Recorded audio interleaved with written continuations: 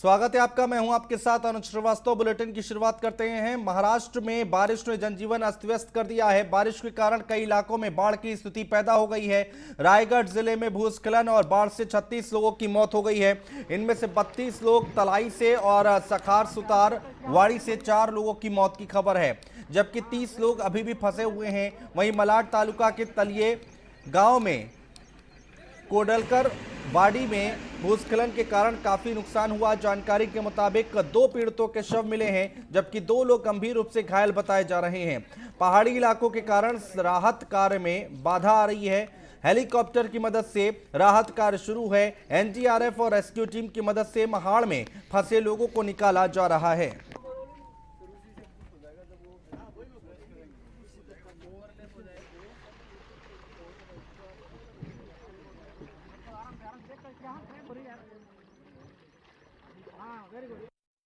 विभाग के चेतावनी के अनुसार रायगढ़ जिले से पूरे कोकण में मूसलाधार बारिश हो रही है। भारी बारिश के कारण जनजीवन जो है अस्त व्यस्त हुआ है। आज हम महाड़ में है, जहाँ पे लोगों के घरों में 15-15 फीट पानी की घुसपैठ हुई थी। उसमें लोग घबरा गए थे। अभी तक यहाँ पे लोग घबराए हुए हैं। क्या परिस्थिति है हम जान लेते हैं। हम महाड़ में है, न्यूज़ वन इंडिया की टीम महाड़ में पहुंची है। लोगों से हम जानकारी लेते हैं कि रात में उन्होंने क्या अनुभव लिया है, क्या थी परिस्थिति पूरी तरह से, अगर आप बताएं तो। अभी आप जिस एरिया में खड़े हो, ये महाड़ में सबसे हाइट वाला एरिया है। इस एरिया में कम से कम 15 से 20 फीट पानी इधर था, और हम सब यहाँ पे रेस्क्यू टीम के लिए राह देख रहे थे। रेस्क्यू टीम अब आएगी, बाद में आएगी। ऐसी कुछ कल्पना नहीं थी कि इस तरह बाढ़ आएगी। कभी आई नहीं। इससे पहले 2005 में 5 फीट आया था पानी यहाँ पे कभी आता नहीं इस एरिया में। लेकिन अभी जो बाढ़ आई है वो 15 फीट के ऊपर गई है। लोग रात को जो कौल होता है, रूफ होता है घर के ऊपर, छत के ऊपर खड़े थे, क्योंकि पानी बढ़ रहा था। अगर और थोड़ा बढ़ता तो पता नहीं एनडीआरएफ वाले कब आते और कितने लोग बच जाते, कितने लोग चिल्ला रहे थे मदद के लिए।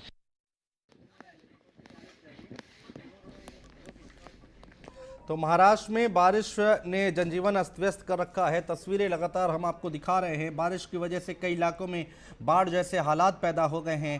रायगढ़ जिले की बात की जाए तो यहां पर भूस्खलन और बाढ़ से 36 लोगों की मौत हो चुकी है, और 32 लोग तलाई से हैं, और सखार सुतारवाड़ी से 4 लोगों की मौत की खबर निकलकर सामने आ रही है, और 30 लोग अभी भी फंसे हुए हैं, जिनको यहां पर रेस्क्यू करने की कोशिश की जा रही है। आपको बता दें कि एनडीआरएफ और रेस्क्यू टीम मदद से महाड़ से में फंसे लोगों को बाहर निकाला जा रहा है। तस्वीरें रायगढ़ की हम आपको लगातार दिखा रहे हैं।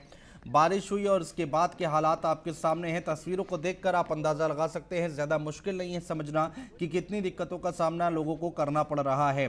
फिलहाल महाराष्ट्र में बारिश से जनजीवन अस्त व्यस्त हो गई है।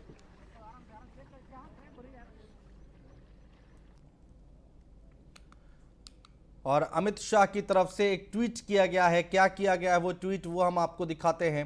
क्या कुछ लिखा है अमित शाह ने, वो हम आपको बता रहे हैं। महाराष्ट्र के रायगढ़ में भारी बारिश और भूस्खलन के कारण हादसा हुआ है, अत्यंत दुखद है। इस संबंध में मैंने मुख्यमंत्री श्री उद्धव ठाकरे और डीजी से बात की है। एनडीआरएफ की टीमें राहत बचाव कार्यों में जुटी हुई हैं। केंद्र सरकार लोगों की जान बचाने के लिए वहां हर संभव मदद पहुंचा रही है। तो ये एक ट्वीट किया गया है अमित शाह की तरफ से।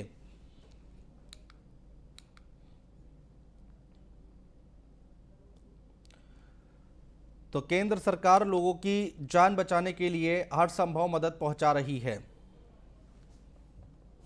ये अमित शाह की तरफ से ट्वीट किया गया है। हालात बहुत ही ज़्यादा बुरे हो चुके हैं, जैसा कि तस्वीरों में आप देख सकते हैं। यहाँ पर रायगढ़ की तस्वीरें आप देख पा रहे हैं। बारिश के बाद से जो आम जीवन है वो अस्त व्यस्त है। बारिश के कारण कई इलाकों में बाढ़ जैसे हालात पैदा हो गए हैं। रायगढ़ जिले में भूस्खलन और बाढ़ से 36 लोगों की मौत हो चुकी है।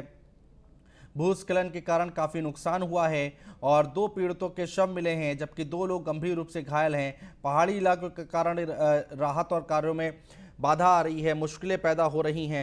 हेलीकॉप्टर की मदद से राहत कार्य शुरू किया गया है। एनडीआरएफ की टीमें, बचाव कार्य की टीमें लोगों को रेस्क्यू करने में लगी हुई हैं। जो लोग वहां पर फंसे हुए हैं, महाड़ में जो लोग फंसे हुए हैं, उनको बाहर निकालने की कोशिशें लगातार की जा रही हैं। फिलहाल ये तस्वीरें हम आपको दिखा रहे हैं, लगातार महाराष्ट्र की तस्वीरें हैं और जहां पर हालात बहुत ज़्यादा खराब हो चुके हैं। रायगढ़ की ये तस्वीरें हैं। भूस्खलन और बाढ़ से 36 लोगों की मौत हो चुकी है। लगातार कोशिश की जा रही है लोगों को बचाने की, लोगों को, जो लोग फंसे हुए हैं उनको वहां से निकालने की। और इसी कड़ी में हम आपको बता दें कि अमित शाह की तरफ से एक ट्वीट भी किया गया है। उन्होंने आश्वासन दिया है कि जो भी मदद की जाए, जो भी मदद की ज़रूरत पड़ रही है, सरकार की तरफ से वो पूरा किया जा रहा है। फिलहाल एनडीआरएफ की टीमें लगातार जुटी हुई हैं, रेस्क्यू टीमें लगातार जुटी हुई हैं। आसमान से आफत की बारिश हो रही है और उसके बाद बाढ़ जैसे हालात पैदा हो चुके हैं। लोग परेशान हैं, बेहाल हैं।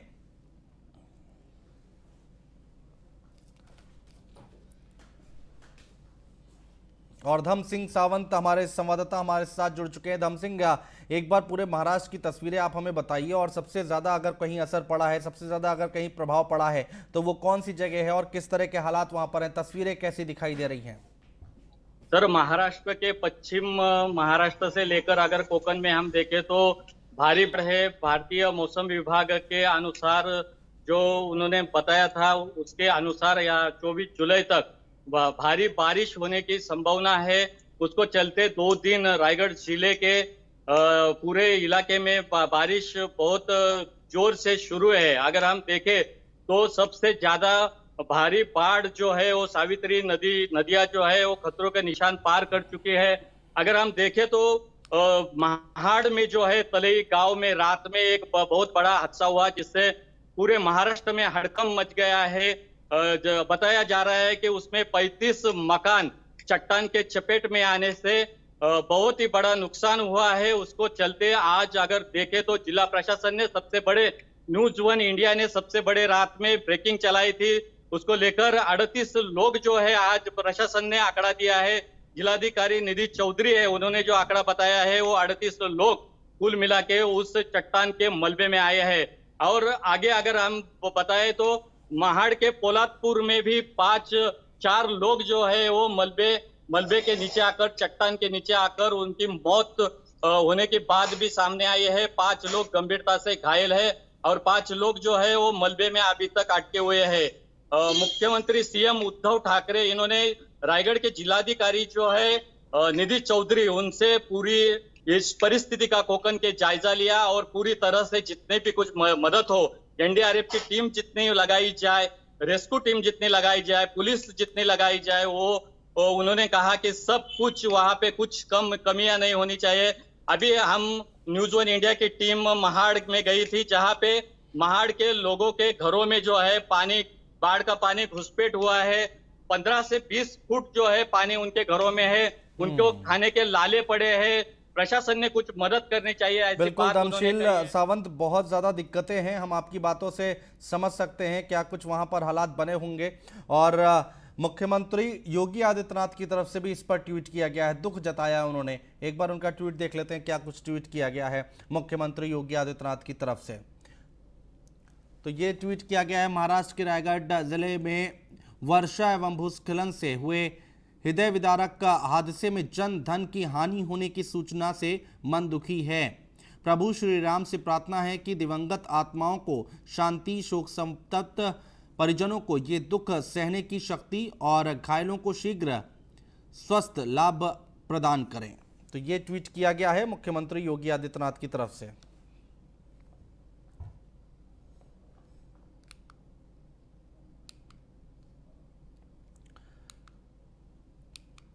और मुख्यमंत्री उद्धव ठाकरे ने मंत्रालय के नियंत्रण कक्ष का दौरा किया है और कोंकण तट, पश्चिमी महाराष्ट्र और राज्य के अन्य हिस्सों में भारी बारिश के कारण बनी आपात स्थिति की समीक्षा की है और प्रशासन को बचाव अभियान के निर्देश दिए हैं। रायगढ़ जिले के महाड़ तालुका में भूस्खलन में लोगों की मौत पर दुख व्यक्त करते हुए उन्होंने पहाड़ी गांवों और बस्तियों के निवासियों से पुनर्वास के लिए प्रशासन को उचित सहयोग देने की अपील की है। मुख्यमंत्री उद्धव ठाकरे ने भी प्रशासन और नागरिकों को अगले 2 से 3 दिनों तक मौसम विभाग की ओर से दी गई चेतावनी के मद्देनजर सतर्क रहने और व्यवस्था के साथ तालमेल बनाकर काम करने का निर्देश दिया है।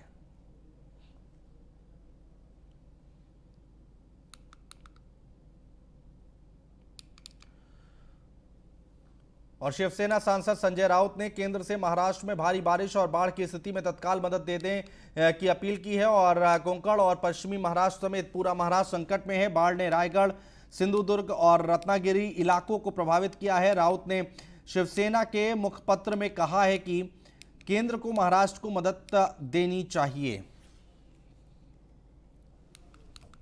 ऐसे घड़े में हम मदद मांगेंगे? ये संकट के समय ही तो मदद मांगते हैं ना लोग, नहीं तो महाराष्ट्र क्यों मदद मांगे? ये कोई मागास राज्य नहीं है, पिछड़ा हुआ राज्य नहीं है, लेकिन संकट इतना बड़ा है, हजारों लाखों लोग फंसे हैं, उनके घर दार, पूरे काम धंधा पूरा पानी में बह गया है।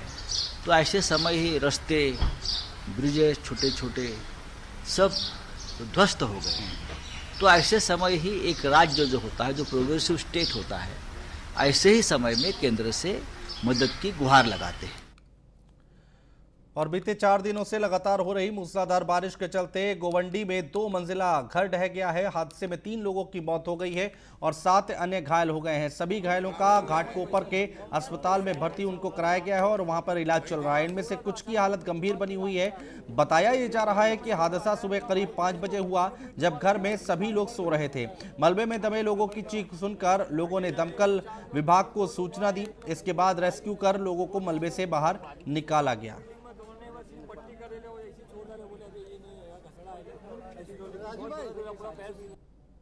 इसके बाद पूरी बिल्डिंग में दौड़ने बस पट्टी कर ले, ऐसी छोड़ रहे बोले ये नहीं है घसड़ा है, ऐसी पूरा पैर सीख गया।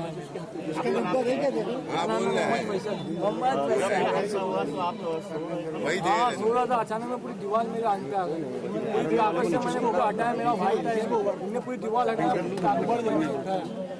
उबरना आगे जाए। 4 लोग, 2 लोग वहाँ है, एक भाई है मेरा। और सतारा जिले में बीते कई दिनों से आसमान से आफत की बारिश हो रही है। बारिश के चलते चट्टान खिसकने से सतारा में एक हादसा हुआ है। पाटर तहसील के आंबेघर गांव के 3 परिवार के 14 लोग लापता हो गए हैं। वहीं दूसरी सतारा जिले के कोंडा वाले गांव में बड़ा हादसा हुआ है। पहाड़ का हिस्सा गिरने से 25 घर दब गए हैं, जिसमें एक महिला की मौत हो गई है और 27 लोगों को सुरक्षित निकाल लिया गया है। लेकिन अभी भी 2 लोग लापता बताए जा रहे हैं, जिनकी तलाश में प्रशासन जुटा हुआ है।